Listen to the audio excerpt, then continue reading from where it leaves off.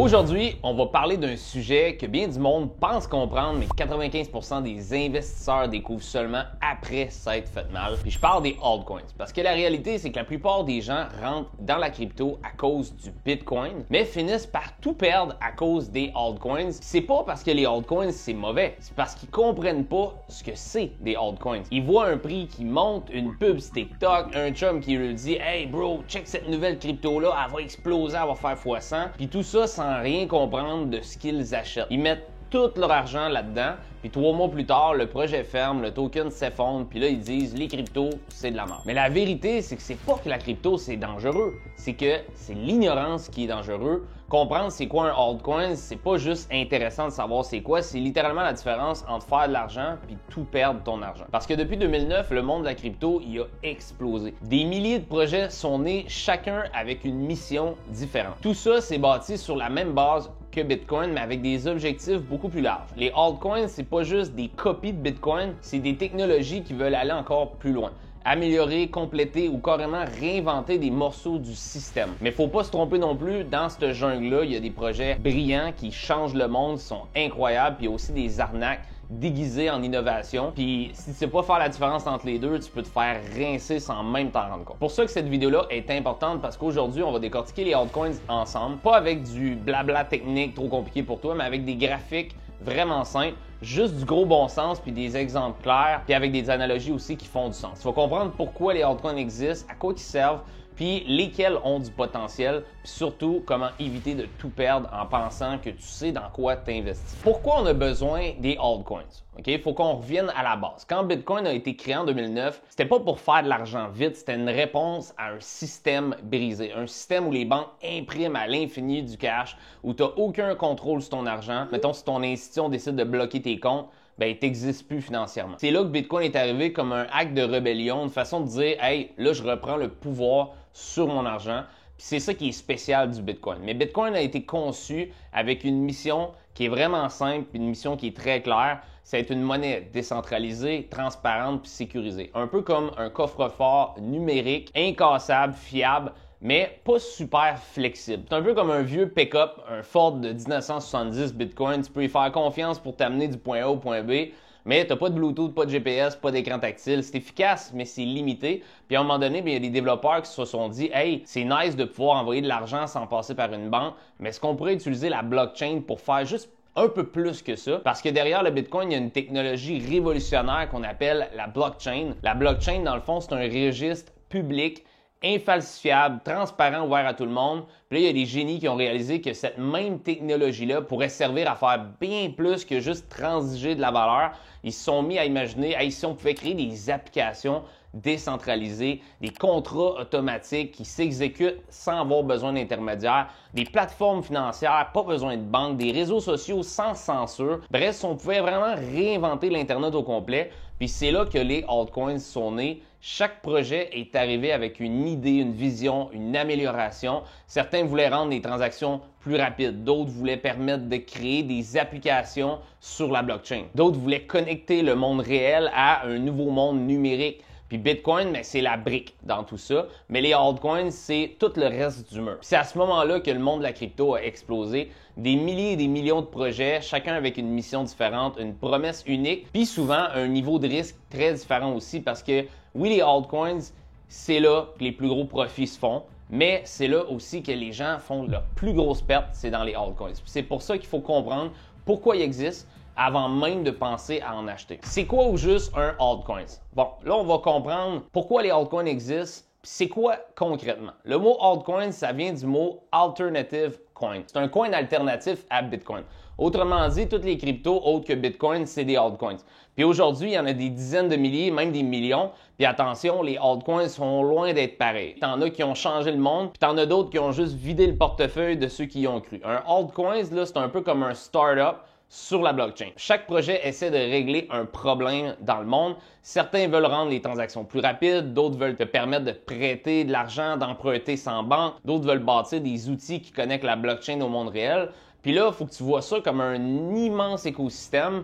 Puis Bitcoin, c'est la fondation. Puis les altcoins, eux, c'est les outils, puis les applications, les innovations qui s'ajoutent autour de Bitcoin. Par exemple, Ethereum, c'est la première plateforme qui a permis de créer des smart contracts, des contrats automatiques qui s'exécutent tout seuls sans qu'un humain intervienne dans l'équation. Chainlink, lui, il sert de pont entre le monde réel puis la blockchain. Il va chercher des données à l'extérieur comme le prix du dollar ou la météo, puis les ramène dans la blockchain pour déclencher des actions. Uniswap, c'est comme un échange boursier, sauf qu'il n'y a aucune entreprise derrière. Tout est géré par du code. Tu échanges tes cryptos directement avec d'autres utilisateurs, mais sans intermédiaire, comme une banque. Solana, de son côté, lui, il veut rendre des transactions aussi rapides que Visa. C'est un peu le Tesla des blockchains, super performant, mais encore jeune, puis souvent instable. Fait que tu vois un peu l'idée. Chaque altcoin, c'est une vision différente de ce que la crypto peut devenir. Certains veulent améliorer le système, d'autres veulent complètement le remplacer.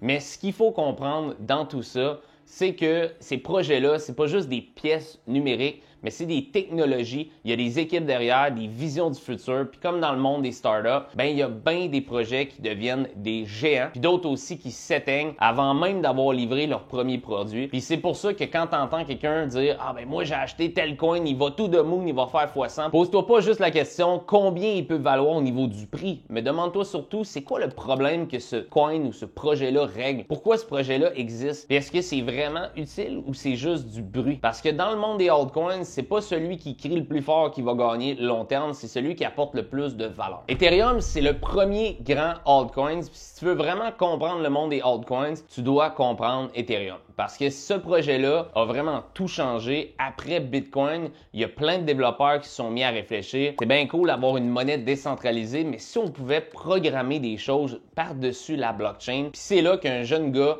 du nom de Vitalik Buterin, un Canadien d'ailleurs, il a une idée complètement folle. Il a dit si on crée une blockchain, pas juste pour envoyer du cash, mais pour faire tourner des programmes dessus, pas des jeux ou des apps normales, mais vraiment des programmes décentralisés qu'aucune compagnie, aucune banque, aucun gouvernement pourrait contrôler. Puis c'est là que est né Ethereum. Une blockchain qui n'est pas juste une monnaie, mais un genre d'ordinateur mondial. Fait que imagine, mettons, un Internet où chaque transaction, chaque application, chaque contrat est écrit dans un code visible, transparent, impossible à trafiquer. Ben, c'est ça Ethereum. C'est ce qui rend Ethereum révolutionnaire. C'est ça qu'on appelle les smart contracts. Okay? Les contrats intelligents, là, c'est comme un robot, mais de confiance. Tu lui donnes des règles, puis lui, il exécute tout seul automatique sans avoir besoin d'humains et d'intermédiaires. Mettons que tu as un contrat qui dit si Alex m'envoie 100 $, le contrat envoie automatiquement un billet de show, un billet de spectacle. Tu n'as pas besoin de notaire, pas de promesse verbale, pas de je te jure. C'est du code qui agit à ta place. Puis ce code-là, il peut gérer des millions et même des milliards de dollars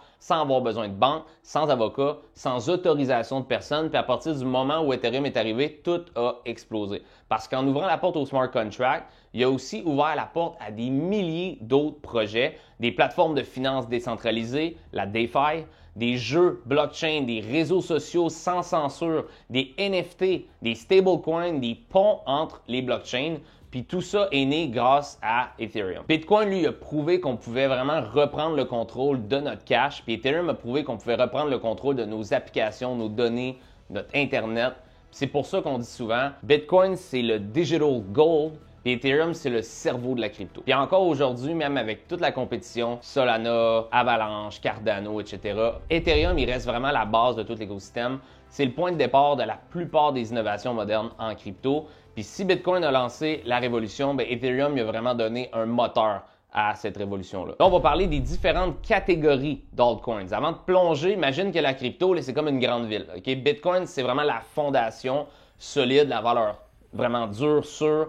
Les altcoins, c'est tout ce qui se bâtit autour. Les routes, les ponts, les banques, les marchés, les applications, même l'électricité qui fait rouler la ville. Fait que là, on va y aller catégorie par catégorie du plus simple possible. En premier, on a les plateformes, okay? Les ordinateurs mondiaux. Ici, on parle des blockchains où d'autres projets vont se brancher dessus pour fonctionner. Ethereum, Solana, Avalanche, Cardano. Ce sont des terrains de construction. Sur ces terrains-là, les développeurs viennent bâtir des applications, des marchés, des jeux, des outils financiers. Le but d'une plateforme, c'est exécuter des codes, traiter des transactions, sécuriser ce qui se passe dans la blockchain. Certains misent sur la sécurité, sur la décentralisation, d'autres misent sur la vitesse, puis les frais de transaction très bas. Il n'y a pas de meilleur absolu, c'est juste des compromis. Ce que tu dois comprendre, c'est que plus qu'une plateforme attire de projets et d'usagers, plus son écosystème devient utile, puis plus c'est utile, plus le token prend de la valeur. Mais ça reste jamais garanti. D'ailleurs, les Layer 2 d'Ethereum pensent à ça comme une voie rapide au-dessus de l'autoroute principale. Arbitrum, Optimism, Base, ça sert à rendre Ethereum plus rapide puis moins cher, tout en restant connecté à sa sécurité. Si tu entends le mot Rollup, L2, ben c'est ça. Faut jamais oublier qu'une plateforme peut tomber en panne, se congestionner ou être plus centralisée que tu penses. OK? Toujours vérifier la santé du réseau. Ensuite de ça, en deuxième, on a le DeFi qui est la finance décentralisée, les services bancaires mais sans banque. C'est là que ça devient vraiment concret. La DeFi, c'est tout ce qui remplace les services financiers mais avec du code à la place des employés. Tu veux échanger, mettons, un coin pour un autre, il existe des bourses sans entreprise derrière. Puis ça tourne tout seul. C'est ça qu'on appelle un DEX, un échange décentralisé. Pense, mettons, à Uniswap. Tu arrives, tu échanges, personne ne demande ta permission, tu veux emprunter ou faire travailler tes cryptos, il existe des protocoles ou des endroits que tu peux faire des prêts comme Aave ou Maker. Tu déposes un collatéral, mettons du Ethereum, puis le protocole te prête un autre crypto en échange. Puis tout est géré par des contrats intelligents, pas de guichet, pas de directeur de banque. Mais attention, je te le dis avec amour, c'est pas non plus de la magie. Si la valeur de ton collatéral chute trop vite, il y a des liquidations. Ça veut dire que ton protocole vend ton collatéral automatiquement pour se protéger. Donc oui, tu peux perdre beaucoup d'argent. Fait que c'est pas personnel, c'est juste un code qui applique les règles du jeu. Si tu entends parler de liquidité ou de rendement, c'est normal. Des gens qui déposent leurs cryptos dans des pools pour aider les échanges à fonctionner reçoivent des frais, de l'argent en retour. Mais il y a un piège que les débutants ignorent avec ça, c'est ce qu'on appelle la perte impermanente. OK? Je te traduis ça bien simple. Si le prix de deux actifs dans le pool bouge trop différemment, tu peux te retrouver avec moins que si tu avais gardé tes coins séparément. OK?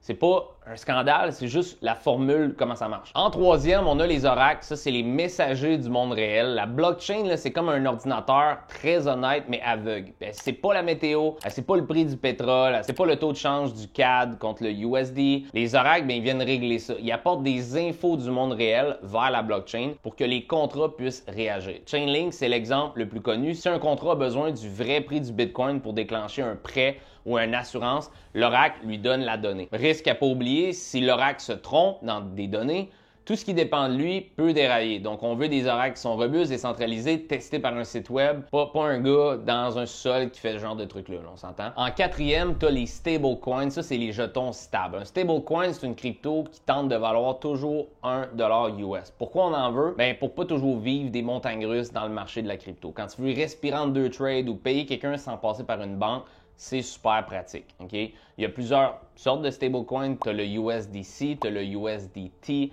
tu en as d'autres aussi. L'idée derrière ça, c'est qu'ils sont backés par le dollar ou par des bons du trésor pour, dans le fond, garder toujours la valeur à $1. En cinquième, on a les meme coins et les tokens de communauté. Ici, mettons, on parle de Dogecoin, de Shiba Inu, de Pepe, puis toutes les autres. Okay? C'est de la culture du meme, de la communauté. Ça peut monter très vite ces coins-là parce que tout le monde en parle, puis vraiment tomber à zéro très rapidement quand le hype retombe. Okay? Est-ce que tu peux faire de l'argent avec ça? Absolument. Mais est-ce que ça peut te ruiner si tu ne sais pas ce que tu fais? Aussi. Le bon mindset à avoir, c'est du divertissement, pas le cœur de ton plan financier. Puis le risque à pas oublier, c'est que des fois, il y a des contrats truqués, des taxes cachées, des ventes de tokens bloquées, des offres énormes imprimées sans arrêt, des développeurs anonymes qui partent avec tout l'argent, puis après ça, tu ne revois jamais ton argent. C'est super important de faire attention aux meme coins. Ensuite, en sixième, on a les catégories infrastructure, les services publics, mettons, de la ville crypto. Okay? Il y a des projets là-dedans qui sont pas très sexy, mais qui sont essentiels. Bon, maintenant, comment te servir de ces catégories de altcoins sans te faire mal? Quand tu regardes un altcoin, demande-toi toujours dans quelle famille il vit. Plateforme, DeFi, Oracle, stablecoin, infrastructure, meme coin. Chaque famille a ses risques puis ses règles du jeu. Ensuite, pose-toi toujours 3 questions super simples. Quel problème que ce projet-là règle? Si la réponse ne tient pas debout en 30 secondes, passe à autre chose. Qui l'utilise pour vrai? Des vrais usagers, des développeurs actifs? Y a-tu du volume ou juste un compte Twitter qui crie exemple to the moon? Puis la troisième question qu'il faut que tu te poses, qu'est-ce qui peut casser dans ce projet-là? Si tu vois un des red flags parmi les 3 questions, ben tu ralentis ou tu investis juste pas dedans. La règle d'or la plus importante, mais pas trop d'argent dans ce que tu comprends pas. Commence petit, observe puis apprends. En crypto, la patience, elle va te sauver plus d'argent que n'importe quel FOMO. Si tu as suivi jusqu'à maintenant, tu es probablement en avance sur 95% du monde qui investit en crypto. Toutes les altcoins sont pas bons. Puis là, je vais te montrer comment trier les bons altcoins des mauvais, puis comment éviter les pièges qui vident des portefeuilles au complet. Dans tout ce qu'on vient de voir là, il y a des projets incroyables, révolutionnaires, mais la vérité, c'est que la majorité des altcoins, c'est juste du bruit. C'est des projets créés juste pour surfer une vague, une petite tendance, pour faire du cash vite, puis après ça, disparaître. Parce qu'il faut le savoir, créer une crypto, c'est assez facile. Ce qui est difficile, c'est de créer quelque chose d'utile qui va durer dans le temps. Dans le monde des altcoins, c'est un peu comme dans les startups. Chaque semaine, il y a des nouveaux projets qui naissent avec des promesses qui sont incroyables. On va devenir le prochain Ethereum. Notre coin va faire x100 avant Noël, mais au final, pour chaque projet qui réussit, il y a des milliers d'autres qui s'écrasent à zéro. Il y en a certains qui s'effondrent à cause d'un manque d'utilité, d'autres parce que les fondateurs étaient juste là pour un quick cash, puis d'autres encore parce que le marché les a simplement oubliés. Puis c'est là que le piège se referme parce que les investisseurs débutants, eux, voient juste les gains possibles. Ils voient quelqu'un qui fait un 1000% sur une crypto weird, puis ils disent, ben pourquoi pas moi? Moi aussi, je veux faire ça. Fait qu'ils investissent sans comprendre, puis dans n'importe quoi. Puis après ça, c'est les mêmes qui disent que les altcoins, c'est des arnaques, puis la crypto, ça marche pas. Mais non, c'est pas les altcoins qui sont des arnaques, puis la crypto, c'est ton manque d'éducation. Fait que si tu veux savoir si un altcoin en vaut la peine, faut que tu sois capable de répondre à quelques questions super simples. Des questions que la majorité du monde, ils se posent jamais avant d'investir. Première question qu'il faut que tu te poses, est-ce que le projet règle un vrai problème? Pas un problème inventé pour avoir l'air juste cool sur les médias sociaux, là, un vrai problème concret que des gens vivent pour de vrai. Deuxièmement, est-ce que l'équipe est transparente puis crédible? Est-ce qu'on sait qui est l'équipe derrière le projet? Puis, est-ce qu'ils ont déjà livré quelque chose ou c'est juste des belles paroles? Troisièmement, est-ce que la communauté est active? Okay? Un projet mort sans échange sur les réseaux sociaux, sans discussion, sans développeurs qui sont actifs puis qui avancent le projet, c'est un projet qui va finir au cimetière des cryptos comme des millions d'autres cryptos qui se sont essayés avant. Puis finalement, est-ce que c'est juste du hype ou il y a une vraie utilité derrière la crypto? Parce que dans la crypto, la hype, ça monte plus vite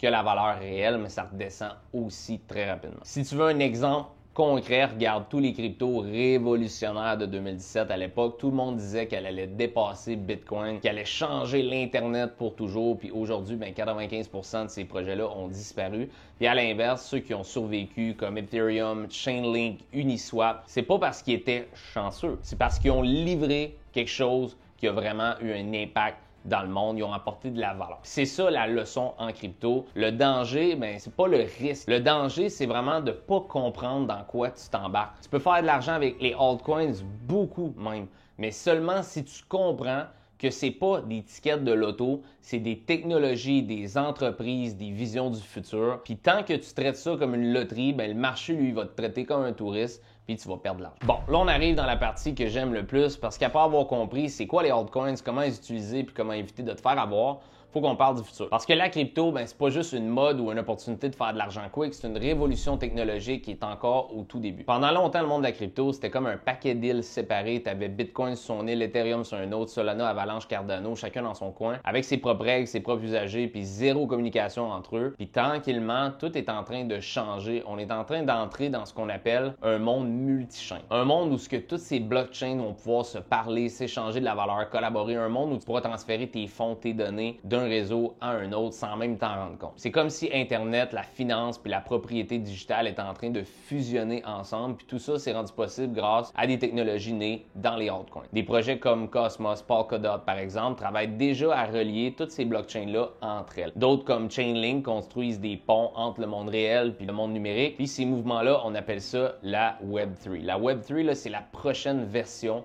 de l'Internet. C'est un Internet où tu possèdes tes données, ton argent, tes décisions, pas de pub forcée, pas d'entreprise qui vend ton information, pas de compte bloqué du jour au lendemain par ta banque. Dans la Web3, tout t'appartient pour vrai. Puis c'est là que les altcoins prennent toute leur importance. Parce que c'est eux les briques de ce nouveau monde virtuel. C'est eux qui construisent les outils, les ponts, les fondations du futur sur Internet. Fait que oui, Bitcoin, c'est la base, mais les altcoins, c'est vraiment la créativité, la diversité, l'expérimentation. Puis c'est grâce à eux qu'on découvre ce qui est vraiment possible. Puis aussi qu'on repousse les limites de ce qu'on pensait faisable. La crypto, c'est plus juste une histoire de juste faire des pourcentages ou de l'argent, c'est une histoire de liberté, d'innovation puis de reprise de pouvoir. Probablement que si tu as écouté jusqu'ici, c'est que tu veux comprendre pour vrai. C'est déjà un bon signe, ça veut dire que tu n'es pas là pour jouer à la loterie. Mais je le sais, la crypto, c'est vaste, c'est facile de se perdre. de ne pas savoir par où commencer, d'avoir peur de se faire avoir. C'est pour ça qu'on a créé une formation gratuite de 2 heures de formation disponible gratuitement sur notre chaîne YouTube. C'est littéralement la vidéo que j'aurais aimé avoir à mes débuts quand j'ai commencé. Puis dans cette formation-là, on t'explique vraiment tout de A à Z, comment fonctionne la crypto, comment investir intelligemment, puis comment commencer à faire de l'argent de façon sécuritaire. Tu vas trouver le lien juste en dessous de la vidéo. C'est le premier lien dans la description. Prends le temps d'aller la regarder. Tu vas sauver des mois et des mois d'erreurs. Puis pendant que tu y es, rejoins notre communauté du Club Crypto. C'est là qu'on partage une tonne de ressources gratuites. Tu vas pouvoir poser tes questions. Il y a des discussions entre membres, des analyses, des outils, puis même un e-book de formation complet qui t'explique tout ce qu'il faut savoir pour investir en crypto de façon sécuritaire puis surtout intelligente. C'est plus juste un groupe, c'est vraiment une vraie gang de passionnés qui avancent tous ensemble. Fait que clique sur le lien, profite de la formation gratuite puis viens nous rejoindre dans la communauté. Protège-toi, apprends à investir comme du monde puis commence à bâtir ton avenir dans la crypto. On se revoit dans la prochaine vidéo la gang. Prenez soin de vous autres puis surtout protégez donc vos cryptos.